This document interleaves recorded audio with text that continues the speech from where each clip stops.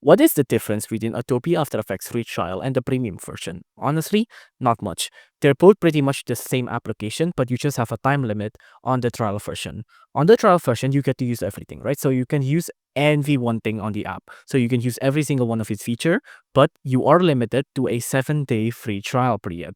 After that, you'll have to cancel your subscription or you will be charged. There's also a 14-day money back guarantee though. So once day 8 starts, you'll be charged and your billing cycle begins. But during this 14-day money back guarantee, if you don't like the product, you can get your money back. So besides all of that, they're both pretty much the same application. You are getting the same application. You're just paying to get access to the application, right? So when the free trial begins, you're using the same application essentially. But later, when you turn into the premium version or you buy the subscription, you're just being able to use the app without any permissions. And then you can just use the app whenever you want without worrying about a 7-day free trial period.